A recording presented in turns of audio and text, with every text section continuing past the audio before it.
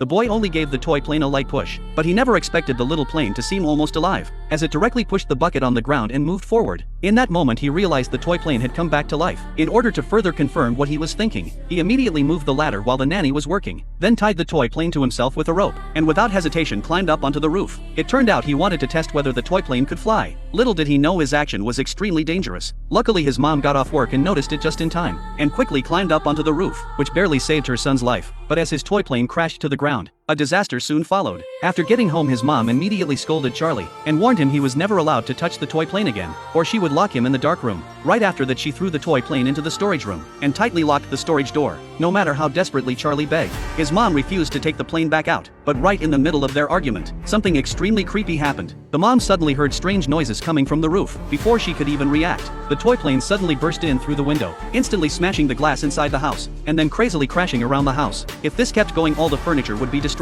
So the mom grabbed a broom to knock the plane down, but she had no idea this would completely anger the toy plane. As the toy plane began to glow with a bright red light, the mom screamed in terror on the spot, and Charlie hugged her out of fear. Unexpectedly, because of that, the toy plane's anger slowly faded away. Since the mom had been badly scared by what just happened, she had no choice but to allow her son to take the plane back to his room. But at the same time she realized something. After her son went back to his room she called her friend John, and told him everything about the toy plane. John quickly rushed over to Charlie's house, to figure out the secret behind the plane. John took advantage of Charlie falling asleep, and quietly took the toy plane from his hands. But strangely the plane had no hidden switches on the outside, and no place for batteries at all. So John pulled out a small knife from his pocket, and forcefully slashed it across the plane's body. But to his surprise the plane was incredibly hard, and no scratches appeared at all. After realizing how strange the plane was, John took the toy plane back to his lab, planning to carry out a deeper investigation. But what he never expected was that after scanning the toy plane, they found there were no electronic components inside, which instantly left them completely confused. Could it be that the toy plane had gained consciousness? To find out what material it was made of, John placed the toy plane under a hydraulic press, and slammed it down on the plane with the machine. But strangely after all that the plane was completely unharmed, without even the slightest scratch on its surface. At the same time, Charlie woke up to use the bathroom and learned the plane was at the lab.